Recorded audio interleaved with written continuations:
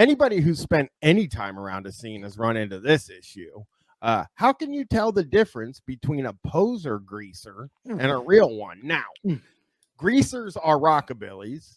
They are a different kind, I guess. I don't know what really makes somebody a greaser as compared to a rock. Is it interchangeable? Maybe is it like it might just be another word to for me? it, Greaser. So a big part of rockabilly culture is the custom car culture. Are you familiar with Ratfink? Yes. So I would say Ratfink is like the totem of the rockabilly, and so of course Ratfink has his crazy custom cars, and the greaser to me speaks more to the vintage car aspect. All of these guys, this is just a way for like a guy to be into vintage stuff, by the way. Yes. Like that is really just like you see that a lot with subculture. Do they have that same sort of like whiskey classic male sort of ideal? Like do they think of the world in that way, or do they just like the nostalgia of the stuff? The nostalgia of the stuff.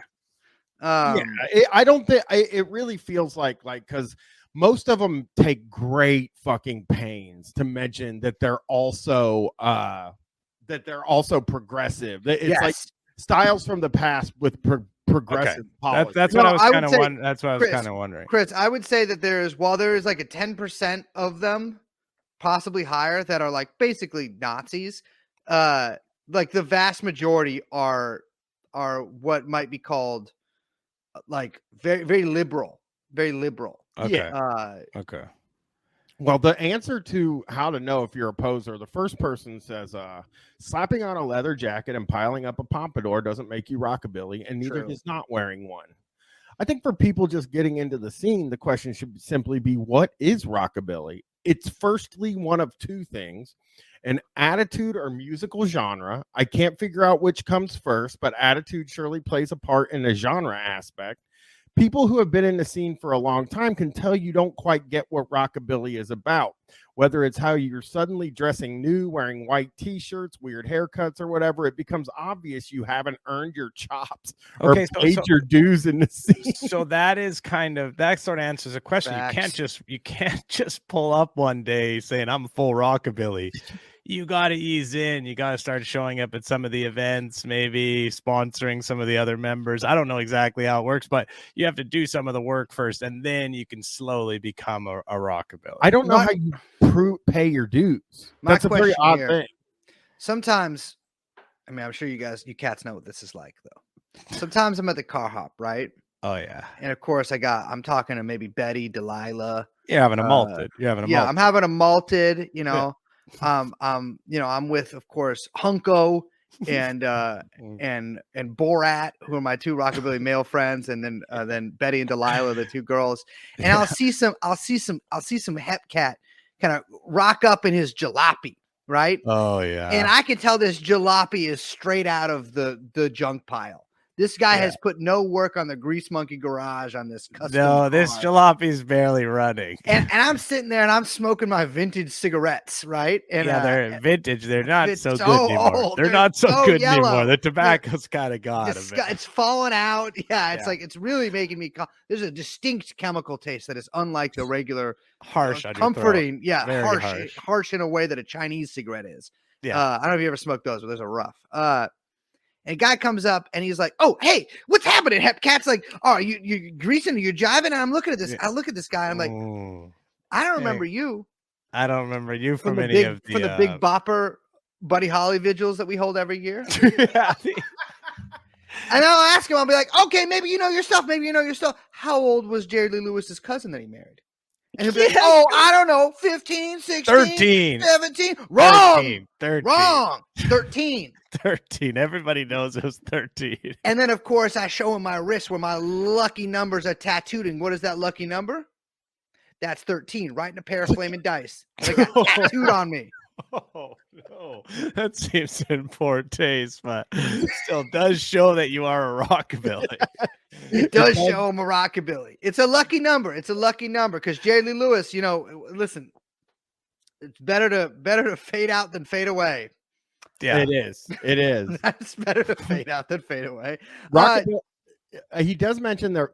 He does say he asks a few questions. I thought that would be interesting. He goes, whatever that. It's clear you don't know much about the scene, and that's where people start assuming someone is a poser, and why that poser is getting into rockabilly. Was it the fashion? Did you want to be seen as a tough guy? Are you a bruiser, a gearhead, or do you just love rockabilly music? You gotta look out for bruisers. When bruisers try to infiltrate your fucking scene, and they're like, "No, I'm definitely one of you guys," and it turns out that they're a fucking bruiser, you are fucked if they get in and they start getting their bruiser friends in. It sounds to me it's like the kind of enemies you'd face in a video game. Like, oh, there's a couple of bruisers over there, a gearhead, is the boss or whatever. I will say this. I am, having spent most of my life in the punk subculture, although not being very precious about it. I don't care whatever anyone likes under any circumstances. I'm like always just like, I mean, obviously I judge people and think people are stupid, but I don't it's silent. I don't, or vocally, but with your friends, Yeah, exactly. I'll make fun of people like everybody does. Yeah. But whenever I see somebody that's like, this is a poser or whatever, I'm 33 years old. I'm not like talking like that, but sometimes you meet a guy and you're like, you like shaved your head or whatever this year and like put a shoelace around your head and you're wearing this like you're like 30. Why are you doing this?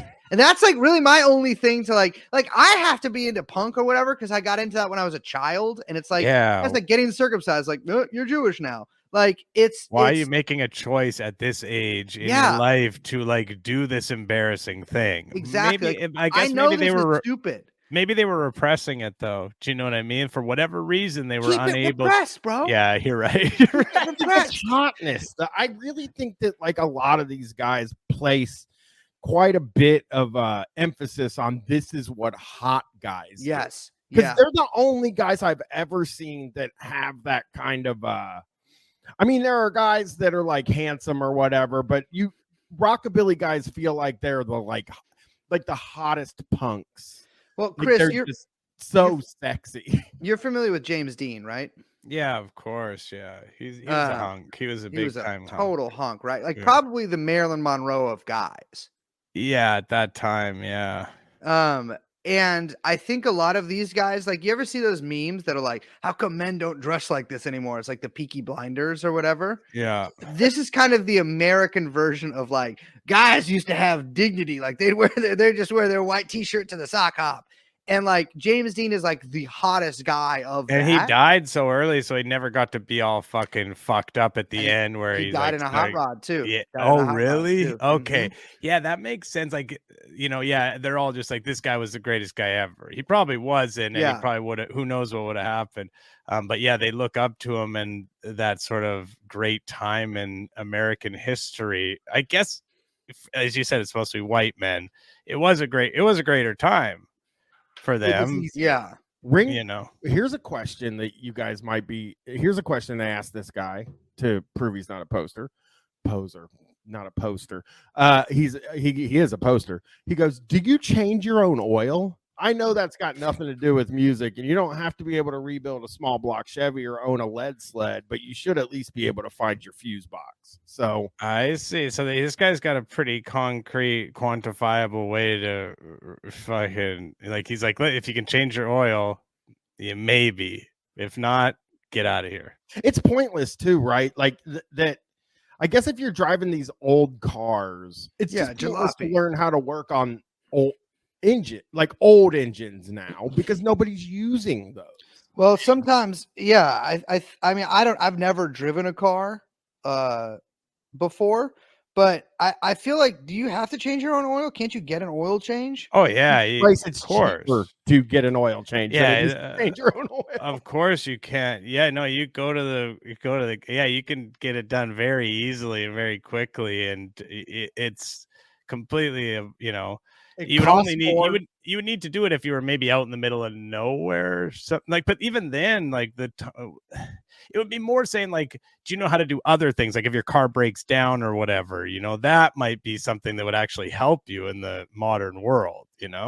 Yeah, a guy does he does come back and say, I'm a British greaser or rocker, so I own a motorbike, not a car. So that's Is that cool? Like you're a biker. Yeah, it sounds like you're a biker. You're kind of almost a biker, and a lot of bikers I know are bruisers, so I'm a little bit concerned with having you involved. Well, but Rebel biker is also something that a lot of punks do in retirement as well. Oh yeah, because they can afford. Because that's the thing about a lot of this stuff too, is like the things that like the cars are so fucking expensive. Like crazy fucking expensive. They're like, I'm driving a 57 Chevy and it's completely restored.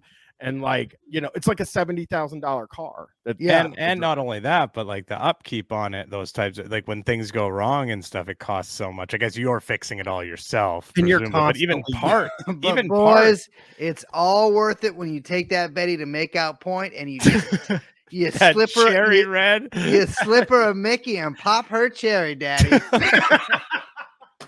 No, great. That is very guy. No.